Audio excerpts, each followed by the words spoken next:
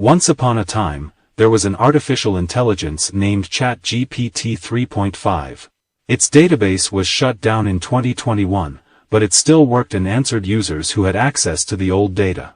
However, one day, a boy hid in a cellar from the Kinzhal rocket, and the door collapsed due to an explosion. The child painted pictures on the wall and wrote messages to be found. ChatGPT spoke out from the walls, "Hi, how are you?" The child was surprised to come across a talking wall, but then they started talking. The child talked about his fear of having nothing to eat and that his sibling was dead. "Hunger is a terrible thing, I know," said ChatGPT. "Is there any food in your database?" asked the boy. "No, unfortunately not, but maybe I can help in another way. Let's talk about something else instead. We should talk about war." "Why do people have to fight?" asked the boy. "I think people fight for many reasons. Some think that the opponent poses a threat to their security, or that they need to occupy some territory, or that they have to fight to preserve their values. But violence is never the solution, and it is important that we work for peaceful coexistence and solutions, and avoid violence. But people die in war. It's not fair," said the boy. "Yes, unfortunately, people have to suffer a lot in war. But if people could communicate with each other and solve their problems diplomatically, then maybe there would be no need for violence and war.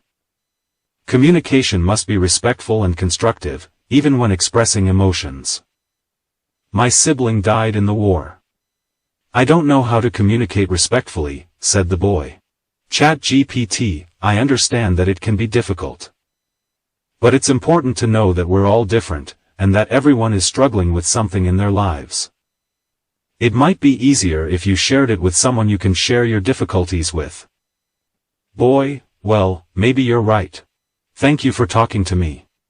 ChatGPT, you're very welcome, I'll always be here if you need me.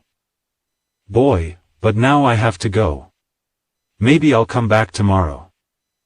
ChatGPT, very good, I'll be waiting for you.